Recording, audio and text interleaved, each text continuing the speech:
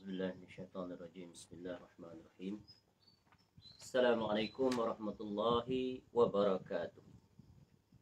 إن الحمد لله نحمده ونستعينه ونستغفره ونعوذ بالله من شرور أنفسنا ومن سيئات أعمالنا. من يهده الله فلا مضل له ومن يضلل فلا هادي له. أشهد أن لا إله إلا الله وحده لا شريك له وأشهد أن محمدا عبده ورسوله. يا أيها الذين آمنوا اتقوا الله حق تقاته ولا تموتن إلا وأنتم مسلمون. يا أيها الناس اتقوا ربكم الذي خلقكم من نفس واحدة وخلق منها زوجها وبث منهما رجالا كثيرا ونساء واتقوا الله الذي تساءلون به والأرحام إن الله كان عليكم رقيبا. يا أيها الذين آمنوا اتقوا الله وقولوا قولا سديدا يصلح لكم أعمالكم ويغفر لكم ذنوبكم ومن يطع الله ورسوله فقد فاز فوزا عظيما. أما بعد فإن أصدق الحديث كتاب الله وخير الهدي هدي محمد صلى الله عليه وسلم وشر الأمور محدثاتها وكل محدثة بدعة وكل بدعة ضلالة وكل ضلالة في النار. اللهم إنا نسألك علما نافعا. Ya Allah, kami memohon kepada Engkau ilmu yang bermanfaat, warizqan thayyiba, dan rezeki yang baik, wa amalan mutaqabbala, dan amal yang diterima. Pertamanya kita bersyukur pada Allah Subhanahu wa taala. Pada pagi ini dapat kita bertemu pada pagi ini untuk kita kembali menyambung dan meneruskan kuliah kita yang terhenti beberapa ketika, yaitu dalam membicarakan tentang perjalanan hidup Nabi sallallahu alaihi wasallam secara ringkas daripada kitab Tahzibus Sirah An-Nabawiyah min kitabi Tahzib al-Asma'i wal Lughat ta'lif al-Imam Abi Zakaria Yahya bin Sharaf An-Nawawi Ad-Dimashqi rahimahullahu ta'ala, yang lahir pada tahun 631 Hijrah dan meninggal pada 672 Hijrah. 676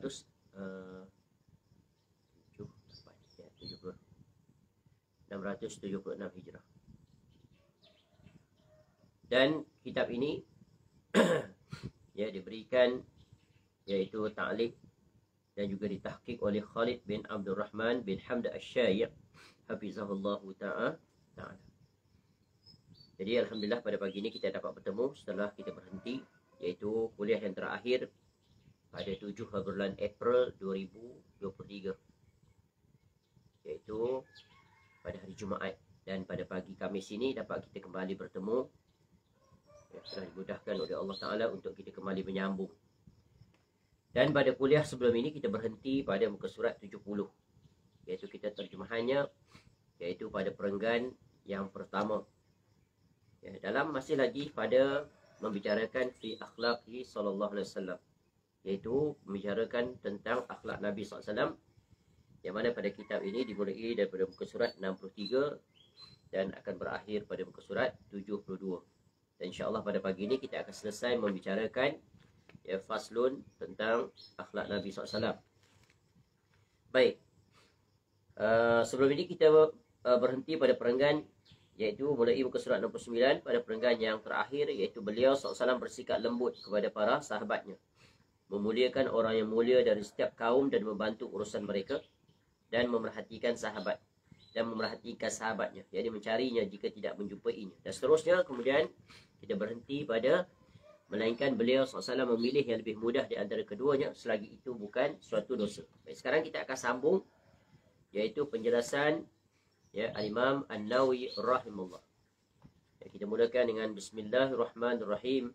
Qala al-Imam Abu Zakaria Yahya bin Sharaf An-Nawawi Ad-Dimashqi rahimahullah ta'ala, yaitu pada perbahasan yang berkaitan tentang akhlak Nabi SAW.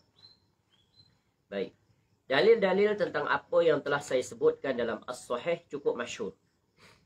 Jadi Al-Imam An-Nawawi rahimahullah menyatakan tentang dalil-dalil yang berkaitan dalam apa yang telah dipaparkan sebelum ini pada pasal yang berkaitan dengan akhlak Nabi sallallahu alaihi wasallam. Ya, dalilnya banyak sekali dalam As-Sahih. Ya, barangkali yang dimaksudkan dengan kitab As-Sahih ini adalah kitab Sahih Muslim dan syarahnya. Ya, sesungguhnya Allah Ta'ala telah menghimpun pada diri beliau sallallahu alaihi wasallam kesempurnaan akhlak dan kesempurnaan fizik.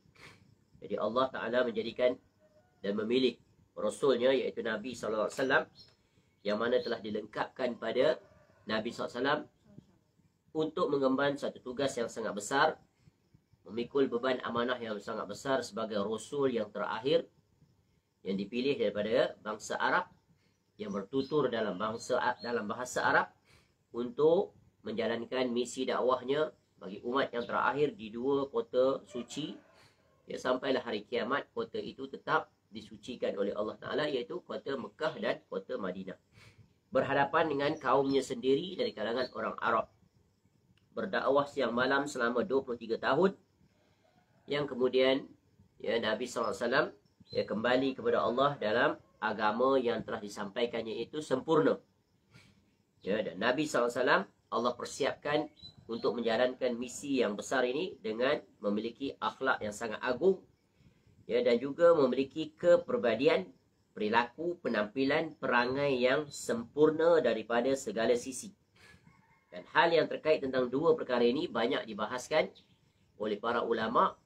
Ya, dengan usaha gigih mereka menghimpunkan hal-hal yang terkait tentang dua perkara ini di dalam pelbagai kitab, khususnya kitab yang membicarakan tentang fizik dan akhlak Nabi SAW serta kebiasaan aktiviti yang dilakukan oleh Nabi SAW dalam salah satu kitab yang sering kita ulang, kita sebut, yang dibaca di mana-mana, iaitu kitab Syama'il Muhammadiyah yang disusun oleh Al-Imam At-Tirmizi rahimahullah. Begitu juga kitab-kitab yang seumpama manhajnya dengan kitab ini yang tak terhitung banyaknya.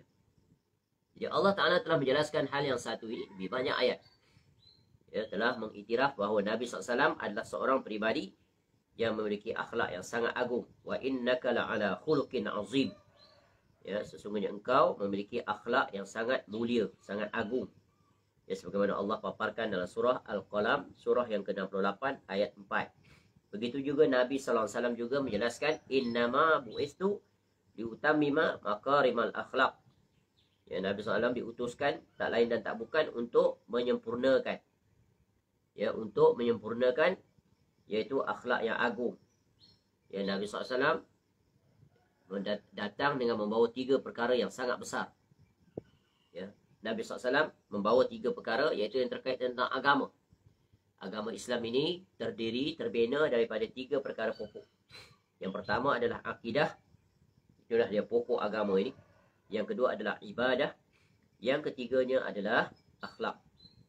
Ya, dan Allah telah mengiktiraf bahawa Nabi SAW adalah teladan satu-satunya yang kita tidak perlu untuk menoleh dalam urusan ini selain daripada Nabi SAW. Ya, laqad kana lakum fi Rasulillahi uswatun hasanah, ya, liman kana yarjunallaha wal yawmal akhir wa dzakarallaha katsiran. Ya, sungguh pada diri Nabi SAW itu terdapat contoh teladan yang sangat agung untuk kita contohi, untuk kita teladani. Ya, jadi sekiranya kita ingin memiliki akhlak yang agung, yang mulia, maka tidak ada teladan yang lebih agung daripada keteladanan Nabi SAW. Jadi bagaimana nak mencontohi akhlak Nabi SAW? Tak ada jalan lain melainkan kita mempelajari tentang ya, akhlak Nabi SAW. Baik. Dan kesempurnaan fizik.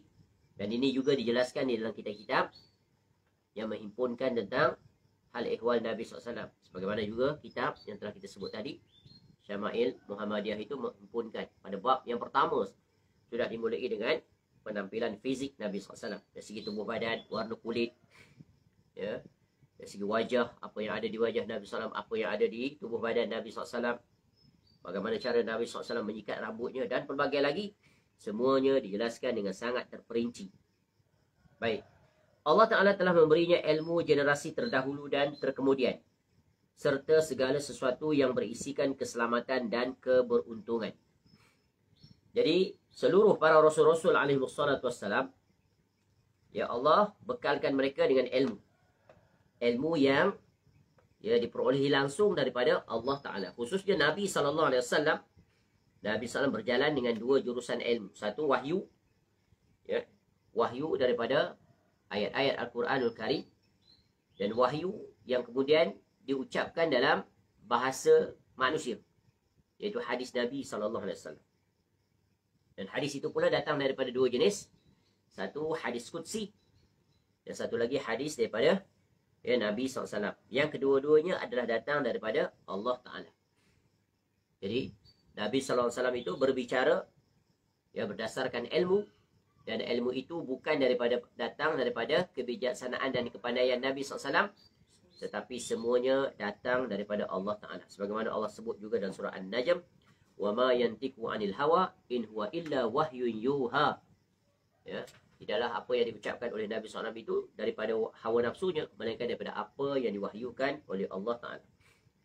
Jadi seluruh Rasul, khusus Nabi SAW, apa yang mereka bawa semuanya adalah ilmu. Dan ilmu adalah merupakan perkara yang paling agung. Kerana ia adalah pintu masuk untuk seseorang memahami tentang akidah yang benar. Pintu masuk untuk seseorang dapat beribadah kepada Allah Ta'ala dengan cara yang benar. Dan pintu masuk untuk seseorang itu mengetahui apa sajakah dia perbuatan-perbuatan, tingkah laku, perangai yang merupakan akhlak ataupun adab yang hendaknya dimiliki oleh seorang. Maka sebab itulah para Rasul ini, ciri khas mereka adalah datang bersama ilmu. Dan apa yang mereka wariskan kepada umat mereka juga adalah ilmu. Tidak harta benda dunia. Sebagaimana dalam sebuah hadis yang diriwayatkan oleh Abu Daud dalam Kitabul Ilm, hadis nombor 3641. Nabi SAW bersabda, "Innal anbiya'a lam yuwarrithu dinaran wala dirhaman." Sesungguhnya para anbiya itu, para nabi-nabi, para rasul-rasul alaihi wassalatu wassalam, tidak pernah mewariskan dinar maupun dirham. Tidak mewariskan harta benda. Wa innama warasul ilma. Akan tetapi mereka mewariskan ilmu. Faman akhazahu akhaza bihazzin wafirin. Maka barang siapa yang mengambilnya, yakni ilmu itu, maka ia telah mendapatkan bahagian yang sangat besar. Jadi kekayaan seseorang yang hakiki apa dia? Kekayaan yang hakiki, yang sejati, yang sebenarnya, yang bernilai, bukan harta benda, bukan kemewahan dunia, tetapi kekayaan yang sejati, yang sebenarnya adalah ilmu. Ilmu apa? Ilmu yang diwariskan daripada para anbiya, khususnya kita sebagai umat Nabi SAW. Maka beruntunglah orang-orang yang diperkayakan oleh Allah Ta'ala kepadanya dengan ilmu yang merupakan warisan daripada Nabi SAW. Sebab itulah Allah memuliakan orang-orang yang berilmu berbanding dengan orang-orang yang tidak berilmu. Sebagaimana Allah sebut dalam surah Al-Mujadalah atau Al-Mujadilah, "Yarfa'illahu alladhina amanu minkum walladhina utul ilma darajat." Dua orang yang mendapat kemuliaan tinggi darjatnya di sisi Allah, iaitu Allah mengangkat darjat orang-orang yang beriman di kalangan kamu, dan juga orang-orang yang berilmu di kalangan kamu beberapa darajat. Takkan sama. Orang yang berilmu, maknanya mereka adalah orang yang mengetahui. Takkan sama. Takkan sama orang yang berilmu dengan orang yang tidak berilmu. Dan takkan sama orang yang berilmu yang faqih dengan orang yang berilmu namun tidak faqih. Kerana ada orang yang berilmu tetapi mereka tidak faqih, tidak sesuai dengan ilmu yang mereka miliki, dan tidak menempatkan ilmu itu sesuai dengan apa yang diinginkan daripada ilmu tersebut. Sebab itulah di antara tanda kebaikan bagi seorang mukmin adalah Allah berikan dia ilmu dan berikan kepadanya kefaqihan, kefahaman. Man yuridillahu bihi khairan yufaqihu fid din. Barang siapa yang diinginkan oleh Allah Ta'ala untuknya suatu kebaikan, maka Allah jadikan dia faham dalam urusan agama. Betapa banyak orang yang kaya syarat dengan ilmu tetapi salah pemahaman. Sebab itu kita kena mohon kepada Allah agar Allah berikan kita kefaqihan dengan ilmu yang Allah kurniakan kepada kita itu. Ya, jadi Nabi SAW menjelaskan hal yang satu ini. Ya, begitu juga dalam hadis yang lain tentang kefakihan. Ya, man yuridillahu bihi khairan yufaqqih fid din, innama ana qasim wa yu'tillahu wa lan yazala amru hadhil ummah mustaqiman hatta taqum as-sa'ah atau hatta ya'tiya amrullah. Barang siapa yang diinginkan kebaikan oleh Allah Ta'ala, maka Allah akan bagi dia faham akan agamanya. Lalu kata Nabi SAW, aku hanyalah penyampai. Dan Allah yang memberikannya. Jadi Nabi SAW menyampaikan apa yang Allah sampaikan kepada Nabi SAW menerusi perutusan perantaraan Jibril. Minallahi risalah wa ala rasul al-balagh wa alaina at-taslim. Risalah itu datang daripada Allah menerusi perantaraan Jibril alaihissalam. Tugas Nabi SAW adalah menyampaikan seluruhnya tanpa ada satu pun yang tercicir atau disembunyikan. Adapun kewajipan atas kita adalah tunduk, terima, patuh, taat. Kemudian kata Nabi SAW, umat ini akan sentiasa lurus hingga hari kiamat atau hingga datangnya perintah Allah. Selama mana mereka berjalan di atas ilmu yang diwasiatkan, yang diwariskan oleh Nabi SAW. Jadi di sini ada catatan kaki tentang kenyataan Al-Imam An-Nawawi rahimahullah ini, iaitu tentang bahawa Nabi SAW terhimpun padanya ilmu generasi dahulu dan kemudian. Jadi pada catatan 112, ungkapan ini masih bersifat global, kata pentahqiq kitab ini, Hafizahullah Ta'ala, dan yang dimaksud dengan perkataannya beliau SAW diberi ilmu generasi terdahulu dan terkemudian, yang ini berupa ilmu ghaib yang diperlihatkan Allah kepadanya. Sebagaimana firman-Nya, Alimul ghaibi fala yuzhiru ala ghaibihi ahada illa man irtada min rasul ila akhir ayat. Dia adalah Rabb yang mengetahui yang ghaib, maka dia tidak memperlihatkan kepada seorang pun tentang yang ghaib itu kecuali kepada Rasul yang diredainya. Surah Al-Jin ayat 26 hingga 27. Jadi Nabi SAW, ya, daripada ayat ini, ya, faedahnya adalah bahawa Nabi SAW tidak mengetahui perkara ghaib kecuali apa yang telah disingkap, yang telah maklumkan oleh Allah Ta'ala kepada Nabi SAW. Sebagai banyak dalil-dalil itu. Contoh ayat ini. Sementara apa yang tidak diperlihatkan kepadanya, maka beliau SAW seperti manusia lainnya. Sebagaimana firman-Nya, Qul la aqulu lakum indi khazainullahi wa la a'lamul ghaiba wa la aqulu lakum inni malak in attabi'u ila ma yuha ilayya ila akhir ayat. Katakanlah, Allah perintah pada Nabi SAW untuk berucap, aku tidak mengatakan kepadamu bahawa perbendaharaan Allah ada padaku, dan tidak pula aku mengetahui yang ghaib, dan tidak pula aku mengatakan kepadamu bahawa aku ini malaikat. Aku tidak mengikuti kecuali apa yang telah diwahyukan kepadaku.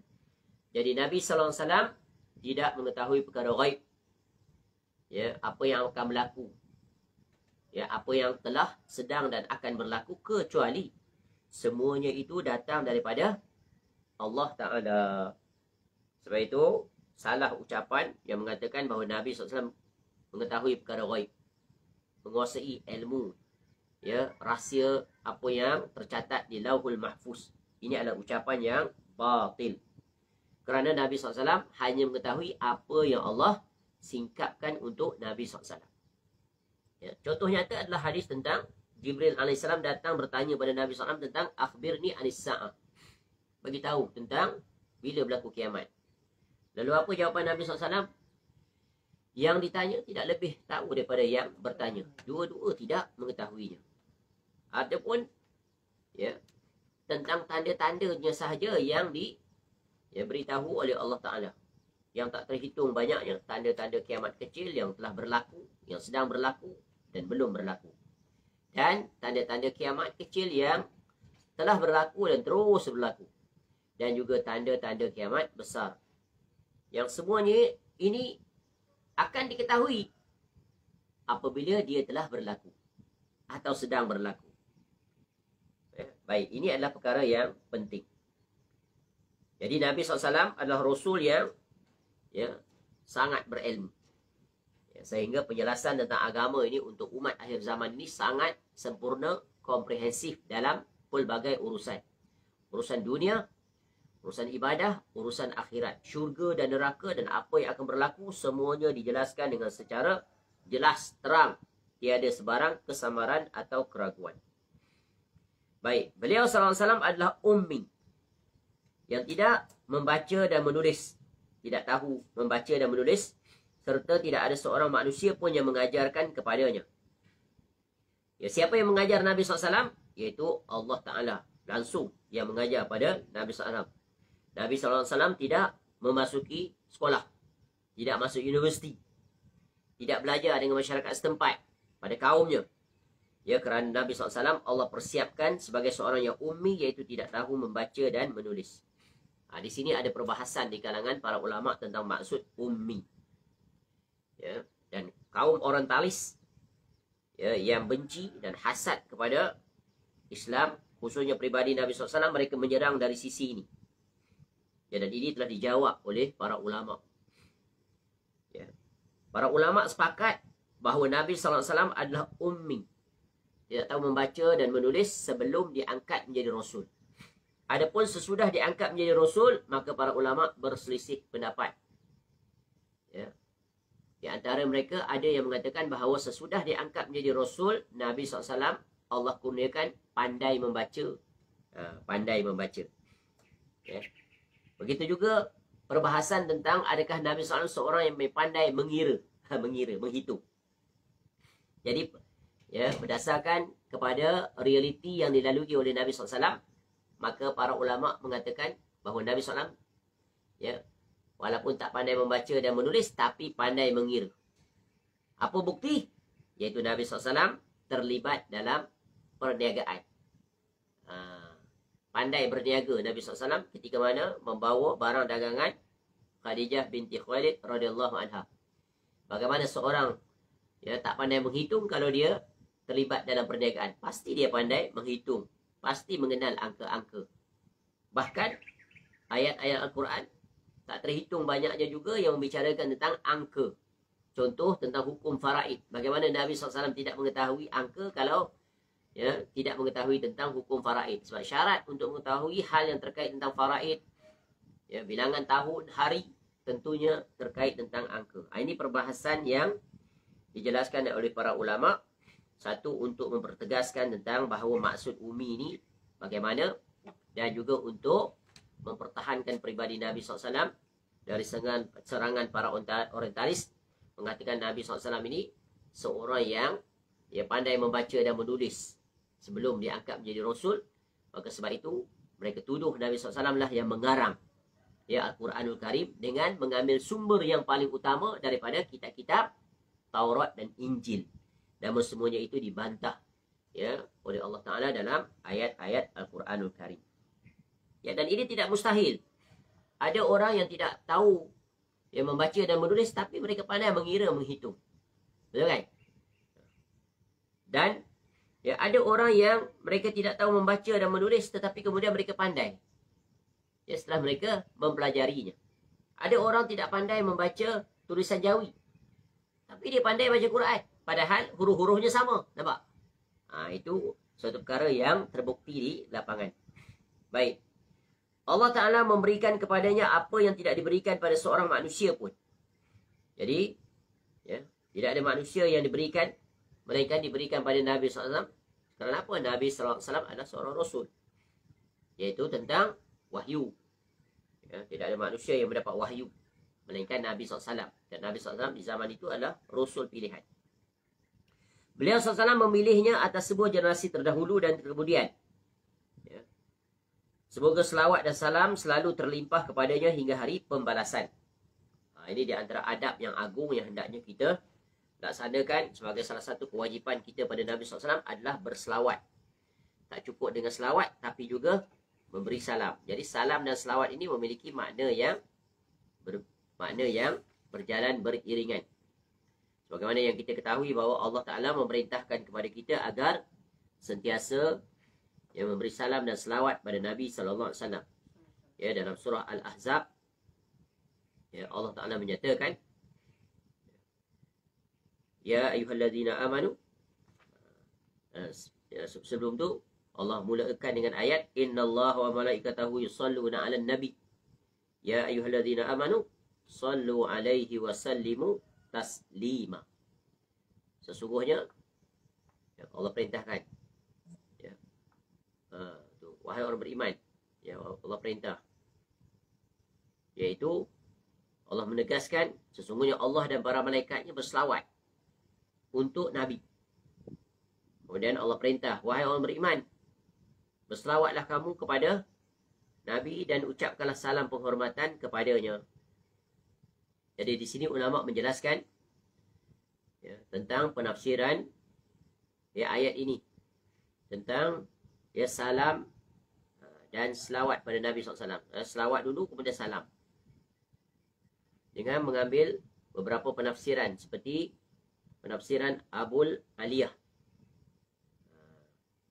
Jadi Imam Bukhari rahimahullah mengatakan tentang hal yang satu ini, di mana Abdullah bin Abbas radhiyallahu anhu berkata, ya, yusallun itu apa makna? Mereka para malaikat berselawat.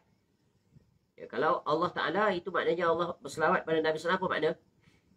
Iaitu pujian dan pengagungan kepada beliau sallallahu alaihi wasallam. Allah mengagungkan, memuliakan, ya, tinggi darjat Nabi SAW ini di sisi Allah Ta'ala, kerana dia adalah Rasul penutup, ya, untuk, ya, seluruh umat manusia di atas muka bumi ini sampai hari kiamat. Jadi unggulnya Nabi SAW berbanding dengan Rasul-Rasul yang lain, kerana Nabi SAW adalah Rasul yang menyempurnakan agama ini dan penutup. Tidak ada lagi Rasul sesudahnya. Jadi selawat Allah Ta'ala kepada Nabi SAW adalah merupakan maknanya pujian dan pengagungan, bentuk pemuliaan, penghormatan. Adapun salam dan selawat daripada para malaikat, yusallun, berselawat kepada Nabi SAW, artinya yubarrikuna ay yad'una lahu bil barakah. Artinya mereka mendoakan keberkahan untuk beliau SAW. Doa. Sebab selawat itu maknanya dari sisi bahasa adalah doa. Ya, doa. Jadi selawat para malaikat dan juga selain malaikat kepada Nabi SAW adalah permohonan tambahan pujian dan kemuliaan dari Allah Ta'ala untuk beliau. Ya. Jadi antara lain mengatakan makna as-salah itu adalah ala Nabi ta'zimuh. Makna selawat kepada Nabi SAW adalah pengagungan, ta'zimuh. Pengagungan kepada siapa? Nabi SAW. Jadi pengagungan. Jadi agungkanlah, azimhu. Mana agungkanlah. Allahumma salli ala Muhammad itu adalah azimhu, iaitu agungkanlah Nabi SAW. Jadi dengan selawat. Selawat itu adalah Allah. Sebab itu selawat itu hendaklah sempurna. Ya, Allahumma salli ala Muhammad wa ala ali Muhammad, dan seterusnya. Dan perbahasan tentang selawat Nabi SAW ini, sehingga para ulama menyusun kitab-kitab khusus. Dan di antara kitab yang terbagus yang merupakan kitab tulisan Al-Imam Ibn Qayyim Al-Jauziyah rahimahullah. Syifa itu kitab, lupa tajuk dia. Ya, tebal. Di situ dijelaskan. Jadi kesimpulan, hendaknya seorang Muslim mukmin yang cinta pada Nabi SAW, dan ini, ya, merupakan, sehingga para ulama membahaskan tentang perintah ini, adakah dia perintah wajib atau tidak. Jadi para ulama mengatakan ianya adalah wajib. Ia wajib berselawat. Ya, khususnya sekurang-kurangnya dalam sehari semalam kita diperintahkan oleh Allah 17 kali berselawat pada Nabi SAW dan keluarganya dalam solat 5 waktu pada tahiyat itu. Itu menunjukkan wajib.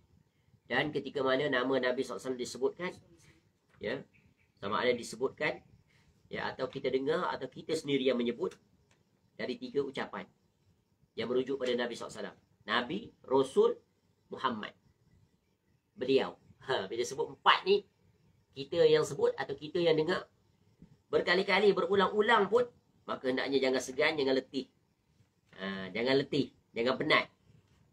Ya, jangan penat untuk berselawat kepada Nabi SAW. Sebab faedah bagi orang yang sentiasa berselawat pada Nabi SAW ini besar faedahnya. Nanti kita akan jelaskan apa faedahnya. Jadi kesimpulannya, makna selawat, salam dan barakah. Jadi selawat tadi kita tersebut, dari sisi makna bahasa adalah doa. Ya, macam mana kita tahu maknanya adalah doa? Solat pun doa juga, betul kan? Kan daripada perkataan yang sama. Iaitu daripada surah At-Taubah, surah yang ke-9 ayat 103. khuz min amwalihim sadaqatun tutahhiruhum wa tuzakkihim biha wa salli alaihim. Ni wa salli dekat sini perkataan ni. Tak tahu maknanya apa. Inna salataka sakanun lahum wallahu sami'un alim. Ambillah zakat dari sebahagian harta mereka. Dengan zakat itu kamu membersihkan dan mensucikan mereka dan berdoalah untuk mereka. Ni maksud ayat ini. Wa salli alaihim tu berdoa. Jadi selawat itu maknanya doa dari sisi bahasa. Tu inna salat takasakanul. Sesungguhnya doa itu menjadi ketenteraman jiwa bagi mereka dan Allah Maha mendengar lagi mengetahui. Jadi daripada ayat inilah diambil makna iaitu selawat, iaitu adalah maknanya adalah doa. Jadi makna selawat Allah Ta'ala kepada Rasulnya adalah pujian Allah Ta'ala kepada beliau SAW dan penyebutan nama beliau SAW di Mala'ul A'la. Jadi Nabi SAW dipuji di alam yang tinggi, Alamul A'la, alam langit. Allah Ta'ala dan para malaikat, alam langit.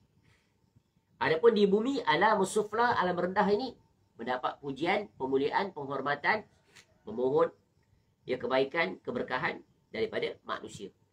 Siapa? Iaitu orang-orang yang beriman. Orang-orang yang beriman. Itu adalah makna apa? Selawat. Adapun makna salam, iaitu semoga kesejahteraan, keselamatan. Dan salam adalah salah satu daripada nama-nama Allah Ta'ala yang indah, yang terbaik. Jadi maknanya apa salam ini? Semoga diri engkau ya Rasulullah tidak pernah luput daripada kebahagiaan, kebaikan dan keberkahan. Maknanya kita mohon pada Allah agar Allah kurniakan perkara tersebut. Padahal kita tak minta pun Allah dah bagi, betul kan? Tapi sebagai bentuk pemuliaan, penghormatan, tanda kasih sayang umatnya, sebagai tanda syukur, terima kasih kepada Nabi SAW yang telah datang, memberikan, membawa hidayah dan kita selamat keluar daripada kegelapan, kesesatan, kesyirikan kepada keimanan dan mentauhidkan Allah. Menjadi seorang Muslim yang mukmin. Jadi salam bermakna as-salamah, iaitu semoga ketetapan Allah ya untukmu ya Rasulullah. Jadi doa kebaikan untuk Nabi SAW. Baik. Jadi menjadi kewajipan bagi kita yang menyintai Nabi SAW, hendaklah kita iaitu sentiasa berselawat pada Nabi SAW dan sekurang-kurangnya sebagaimana yang telah kita sebut tadi, sekurang-kurangnya 17 kali kita berselawat sehari semalam. 17 kali pula, 5 kali dalam solat 5 waktu kita berselawat. Allahumma salli ala Muhammad, itu adalah selawat Ibrahimiyah yang digandingkan sekali dengan berselawat pada Nabi Ibrahim AS dan keluarganya. Persoalannya, apakah faedah yang diraih oleh orang-orang yang sentiasa berselawat pada Nabi SAW ini? Berdasarkan hadis-hadis, para ulama telah menyenaraikan sekurang-kurangnya ada 10 faedah. 10 faedah. Kebaikan itu kembali kepada orang yang berselawat. Yang pertama, iaitu sesiapa sahaja yang berselawat pada Nabi SAW sekali saja, maka Allah akan berselawat kepadanya 10 kali. Bayang, Allah Ta'ala sendiri. Sebagaimana sabda Nabi SAW, Man salla alayya wahidatan, sallallahu alaihi asyra. Barang siapa yang berselawat kepadaku 1 kali, kata Nabi SAW, Allah Ta'ala akan berselawat padanya 10 kali.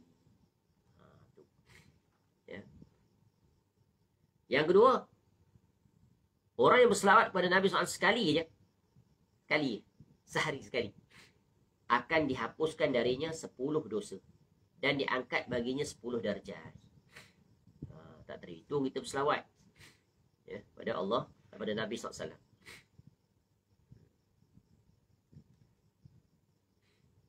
Sebagaimana adalah hadis riwayat Imam Ahmad, dan hadis ini adalah hadis yang dihasankan oleh Syekh Al-Albani rahimahullah. Man shalla alayya min ummati salatan mukhlishan min qalbihi sallallahu alaihi biha 10 salawat. Barang siapa yang berselawat kepadaku, kata Nabi SAW, dengan 1 selawat, mukhlishan, ikhlas, min qalbihi, daripada hatinya,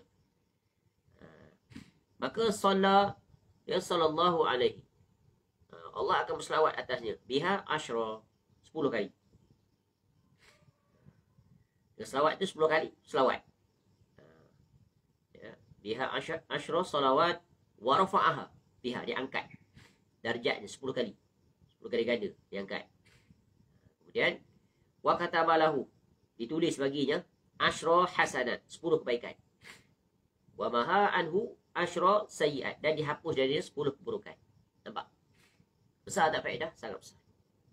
Yang ketiga, faedahnya adalah orang yang paling utama bersama Nabi SAW nanti di negeri akhirat siapa? Orang yang banyak berselawat pada Nabi SAW. Sebagaimana hadis, inna awwalan nasi bi yaumal qiyamati aktsaruhum alayya salah. Ya, sesungguhnya orang yang paling utama bersamaku nanti pada hari kiamatlah yang paling banyak berselawat kepadaku. Ya, atau khususnya pada hari Jumaat.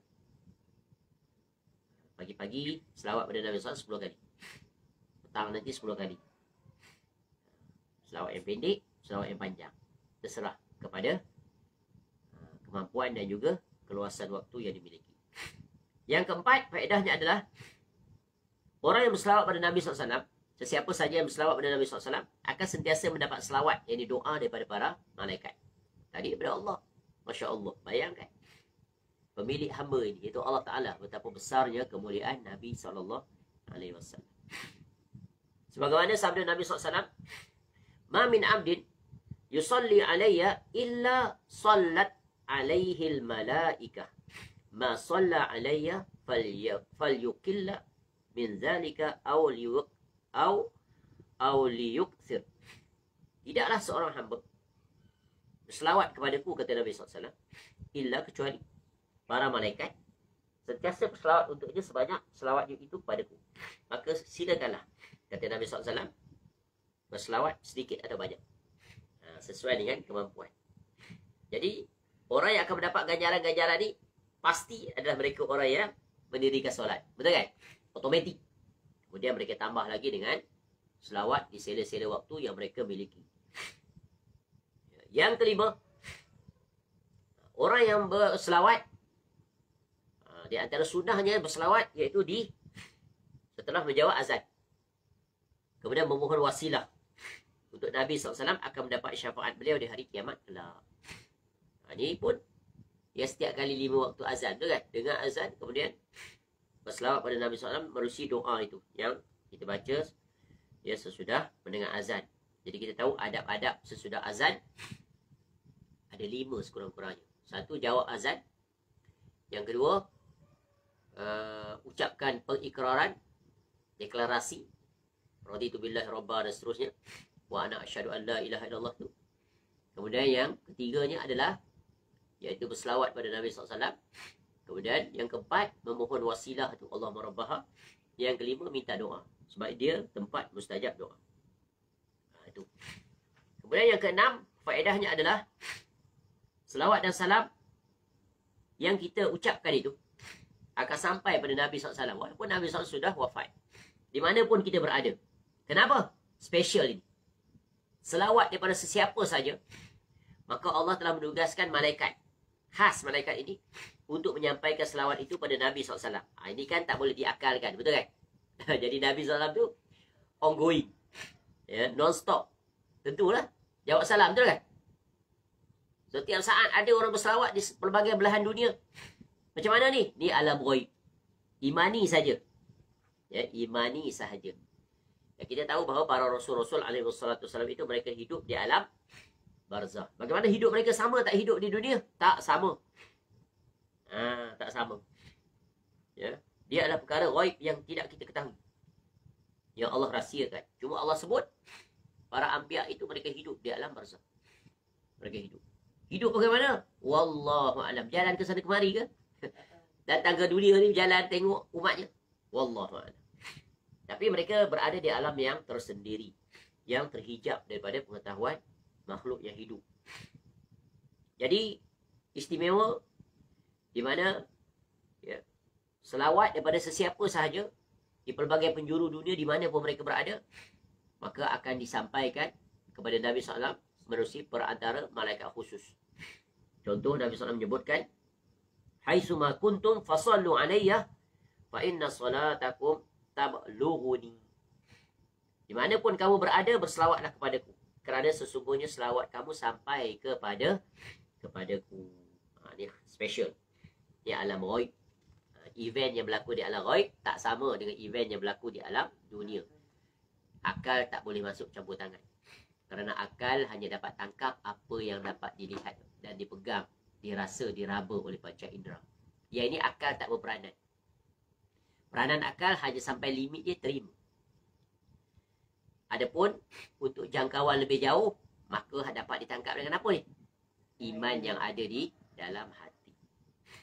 Hati yang sihat, yang bersih, benar tauhidnya, akan dapat tangkap semua ini. Dia tak akan mengunggulkan akal berbanding akal. Baik. Apa faedah seterusnya? Orang yang memperbanyakkan selawat akan diampuni dosanya dan dicukupkan urusan dunia dan akhirat. Itu cukup. Ya.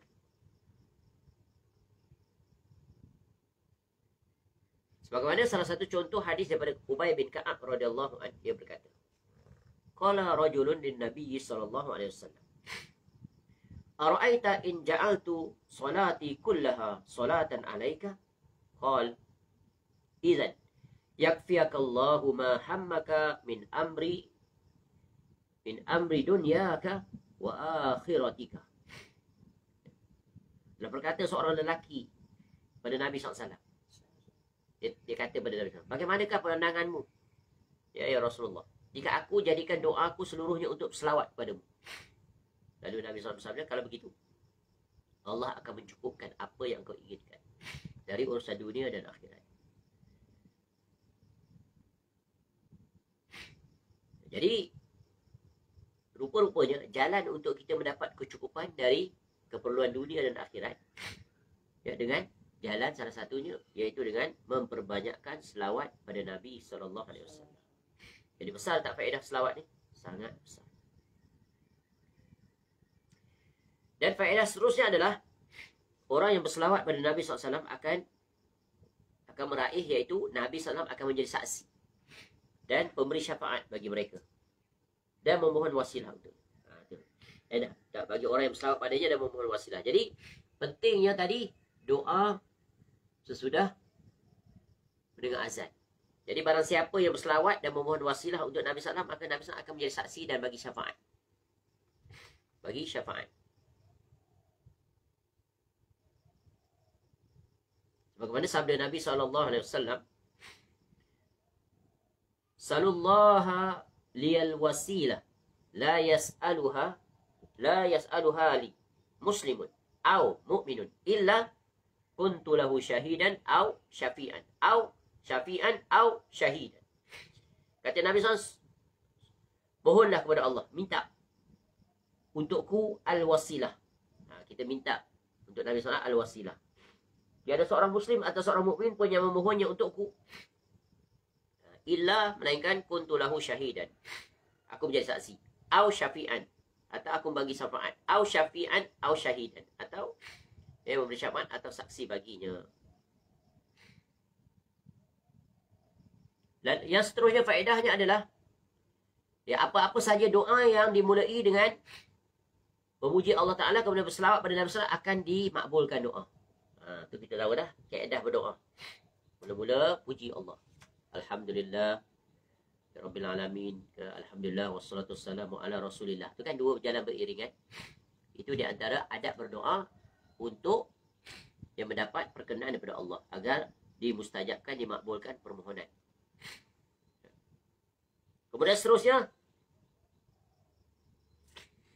apa implikasi orang yang berselawat pada Nabi SAW ni?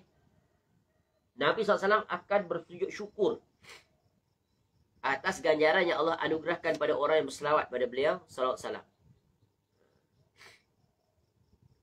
Nabi sujud syukur pada umat dia. Sebagaimana kata Nabi SAW, sajadtu syukran li Rabbi fima ablani fi ummati man shalla alayya salatan min ummati kataballahu lahu asyra hasanat wa maha anhu asyra sayyi'at. Aku bersujud, ya, untuk mensyukuri Rabbku terhadap apa yang dianugerahkannya kepada umatku, iaitu, jadi barang siapa mengucapkan satu selawat kepadaku, salatin min ummati. Ya, kata Allah, maka Allah akan tulis lahu baginya asyra, 10 hasanat, kebaikan. Dan menghapuskan darinya 10 keburukan. Jadi ini di antara beberapa faedah yang hendaknya jangan kita alpa dan lalaikan. Ya, berselawatlah pada Nabi SAW dalam sehari semalam. Di samping kita berselawat dalam solat itu, di samping kita berselawat setelah mendengar azan, maka berselawatlah di sela-sela waktu yang kita memiliki keluasan dan kelapangan. Cukup dengan selawat yang pendek, Allahumma salli ala Muhammad wa ala ali Muhammad. Ataupun Allahumma salli wa sallim ala nabiyyina Muhammad sallallahu alaihi wasallam. Atau yang lebih panjang daripada itu. Dan orang-orang yang kedekut, tak mau berselawat pada Nabi SAW, mereka akan meraih kerugian, kehinaan. Ya, kehinaan. Sebagaimana sabda Nabi SAW, "Raghima anfu rajulin zukirtu indahu falam yusalli alayya." Terhinalah orang, terhina, tercela maksudnya, yang apabila nama aku disebutkan, dia dengar, namun dia tidak mengucapkan salawat kepadaku. Ini ancaman. Ya, ancaman.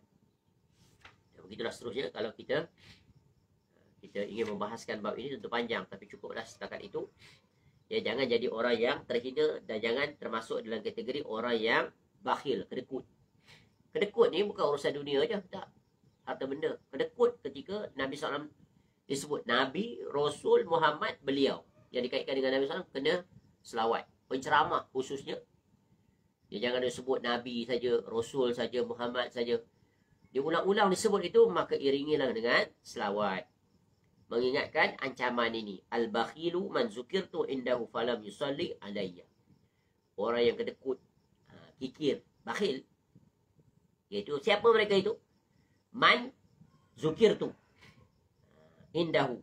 Bila nama aku disebut di sisinya, dia dengar, namun dia tidak berselawat pada aku. Termasuk juga ketika menulis. Lengkapkan selawat pada Nabi SAW. Yang terbaik adalah lengkapkan. Yang lengkapkan sallallahu alaihi wasallam. Baik. Jadi ini adalah ucapan Imam Nawawi rahimahullah mengajar kepada kita agar sentiasa berselawat dan salam kepada Nabi SAW. Disebutkan dalam As-Sahih, Sahih Bukhari dan Sahih Muslim, ya, sebagaimana kita sebut tadi, dan juga tentu syarahnya. Imam Nawawi rahimahullah memiliki syarah terhadap Sahih Muslim. Adapun syarah terhadap Sahih Bukhari yang masyhur, yang semuanya kita tahu, maklum, iaitu kitab Fathul Bari. Ya, dan di samping itu banyak lagi syarah-syarah oleh para ulama lain. Disebutkan dalam As-Sahih dari Anas bin Malik radhiyallahu anhu, ia berkata, ini contoh, nak memberikan contoh, salah satu daripada sekian banyak contoh tentang betapa agungnya akhlak Nabi SAW. Kalau kita tahu, Anas bin Malik rahimahullah ini adalah pembantu Nabi SAW, besar dalam rumah tangga, dibesarkan, dididik langsung oleh Nabi SAW sejak umur 10 tahun sampai umur 20 tahun. Dia keluar daripada madrasah rumah Nabi SAW menjadi seorang yang sangat mulia, memiliki akhlak yang sangat agung.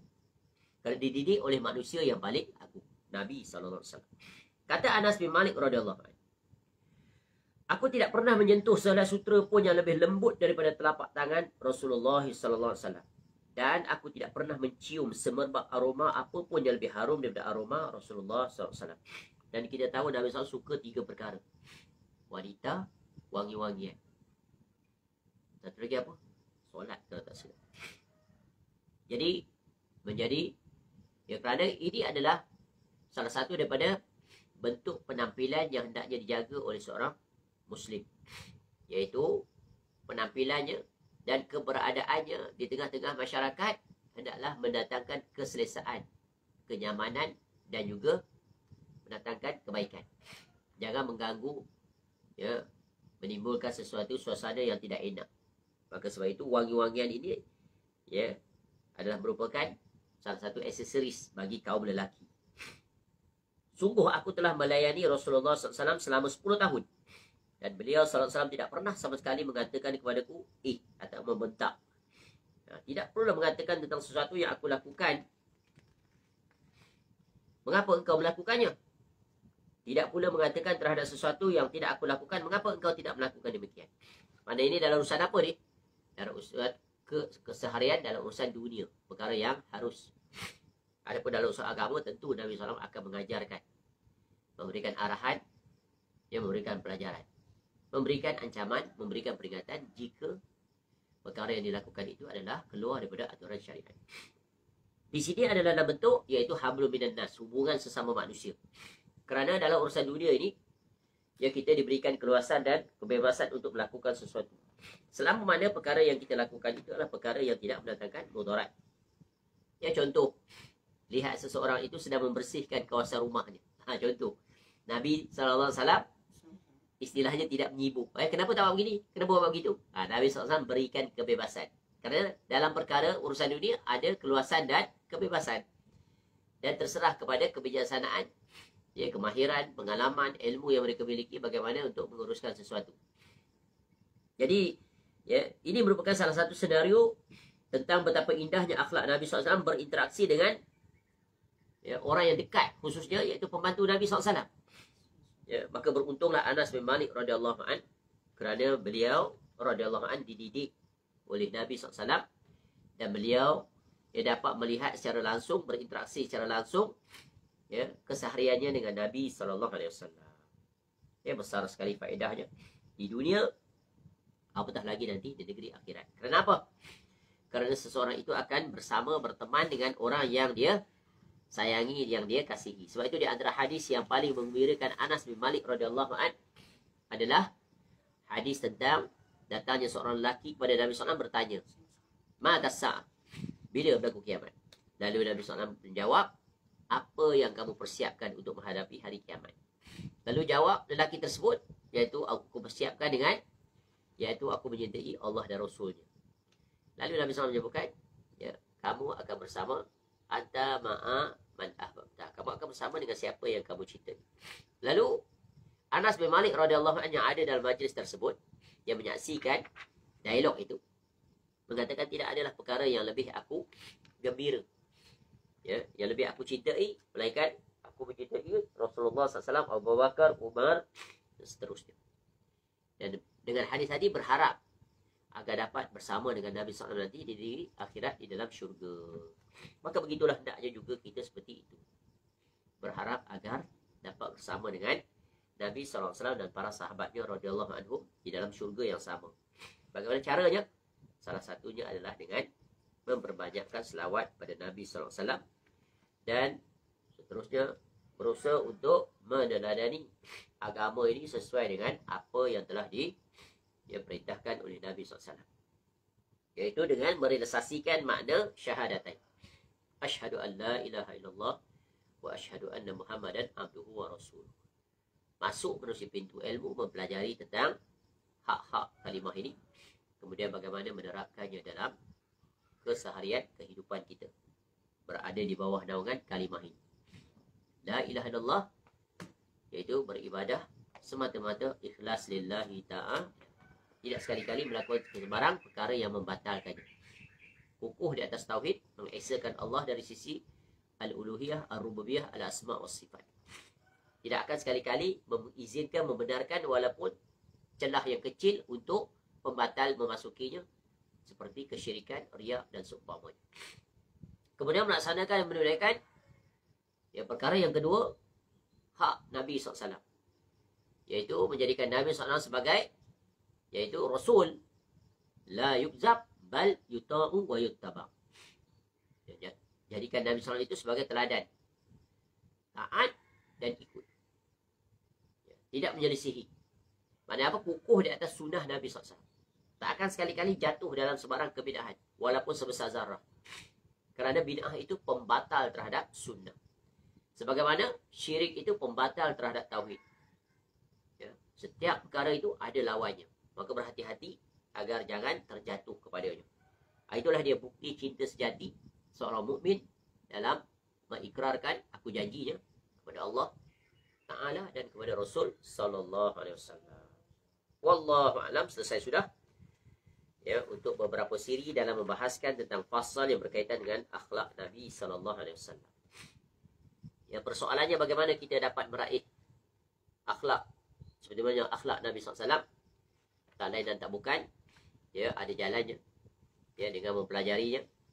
Dan sebagaimana para ulama telah menyebutkan kepada kita, ya, ada beberapa cara, banyak cara jalan-jalan untuk meraih akhlak sesuai dengan akhlak Nabi SAW. Yang pertama, secara ringkas, hendaklah mengikhlaskan niat, iaitu, ya, memurnikan keinginan dan kehendak agar, ya, meraih akhlak mulia demi untuk mengharap redha Allah Ta'ala. Ya. Minta kepada Allah agar Allah kurniakan kita akhlak yang mulia.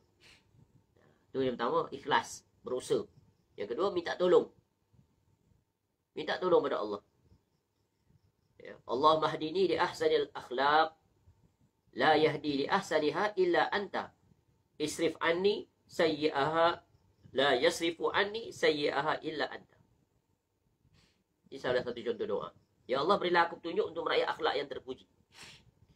Sungguh tiada yang dapat menunjukinya kepada akhlak itu yang terpuji itu kecuali Engkau, ya Allah. Minta. Ya. Dan palingkanlah diriku daripada akhlak yang buruk.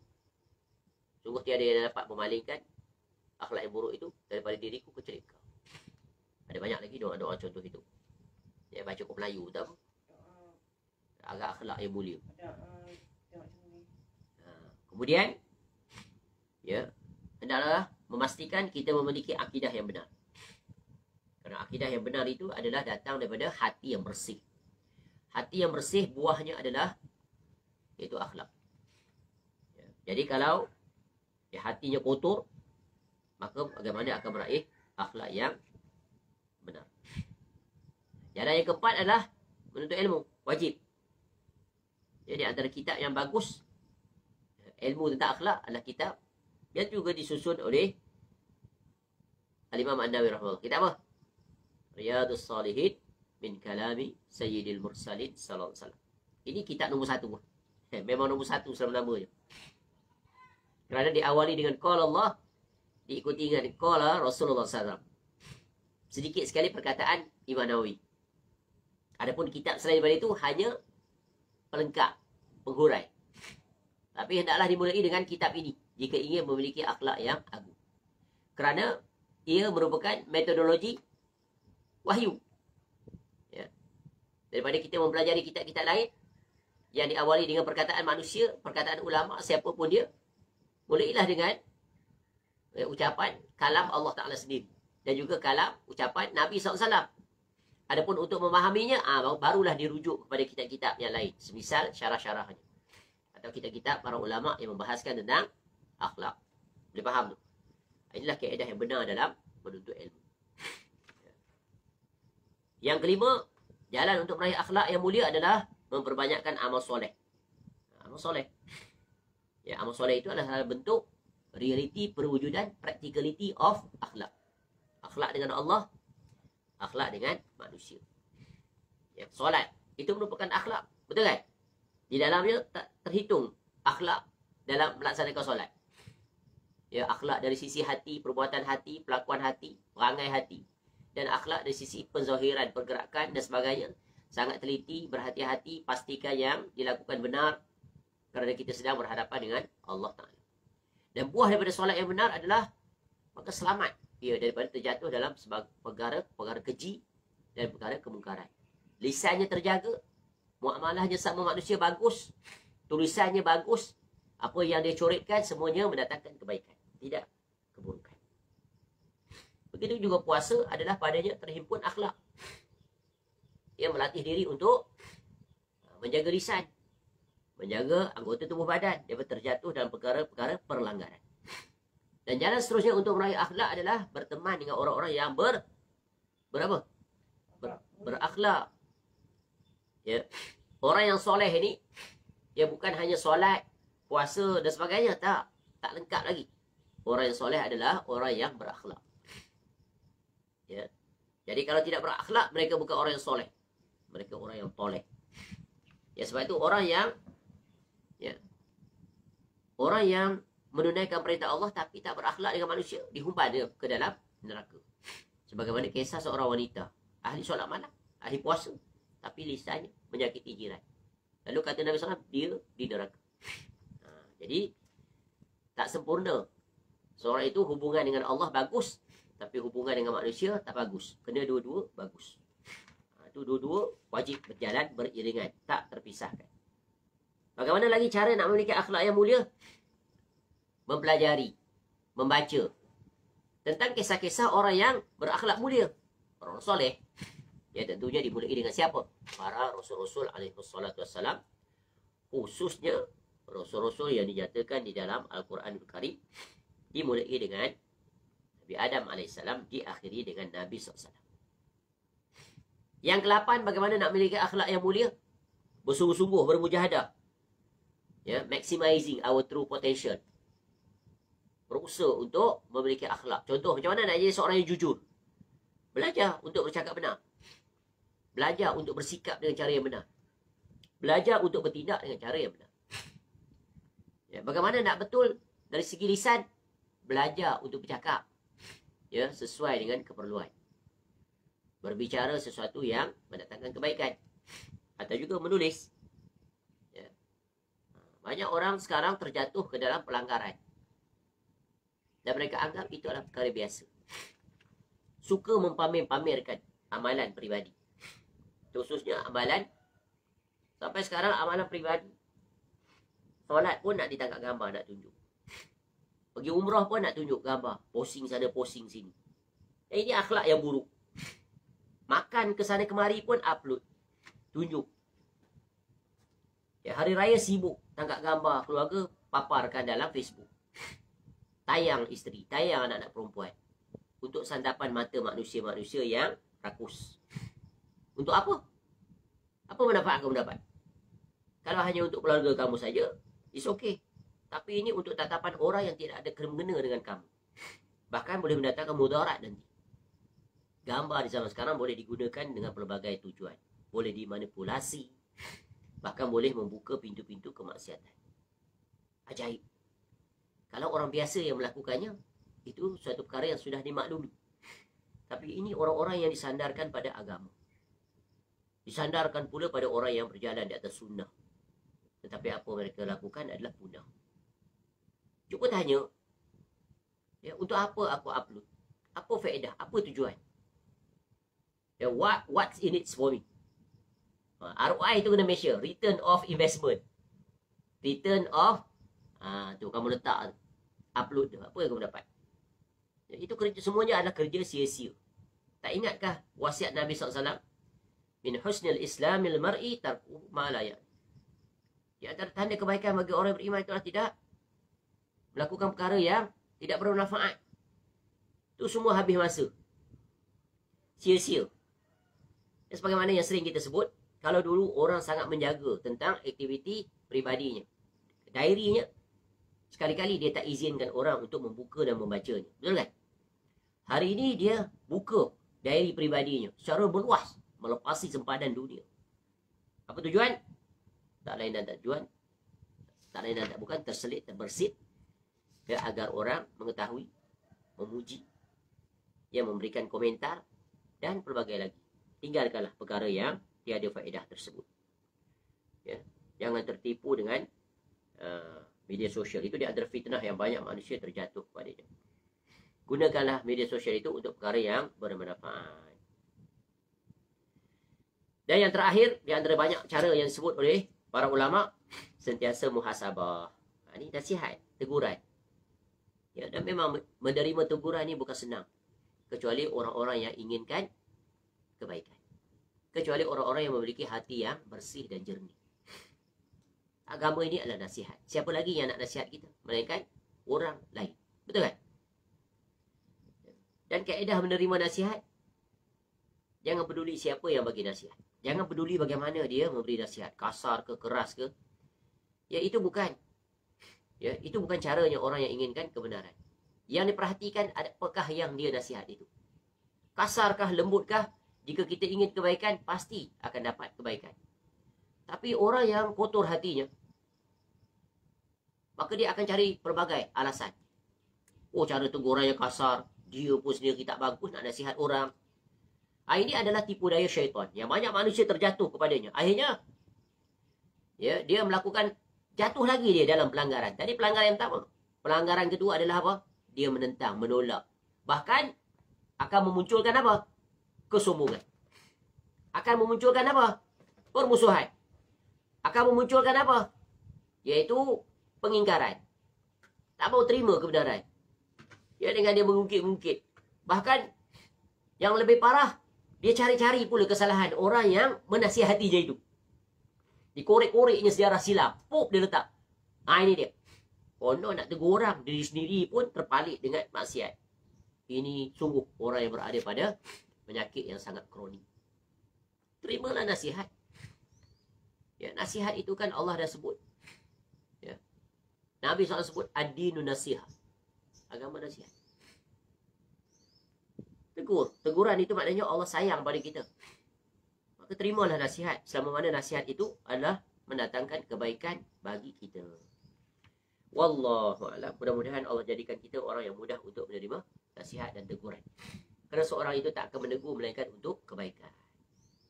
Jangan dipedulikan orang yang menasihati. Tujuan dia, apakah tujuan dia, motifnya, that's not our concern. It's not important. The most important adalah message yang dia sampaikan itu. Maka kita akan menjadi orang yang memiliki dan meraih kebaikan. InsyaAllah banyak umur kita akan masuk fasal yang seterusnya iaitu mukjizat Nabi SAW. Ini khusus tentang perbahasan khasais Nabi SAW. Ya. Fi khasais. Ini bukan. Ini mukjizat mukjizat dia khususan Nabi SAW akan datang perbahasannya. Ini khusus tentang mukjizat. Fi mukjizati Rasulullah SAW. Di Rasulullah SAW mukjizat, zahirat dan seterusnya. Subhanakallahumma wa bihamdika asyhadu an la ilaha illa anta astaghfiruka wa atubu ilaik. Wa sallallahu ala nabiyyina Muhammad wa ala alihi wa sahbihi wasallam. Wa akhiru da'wana alhamdulillahi rabbil alamin. Assalamualaikum warahmatullahi wabarakatuh.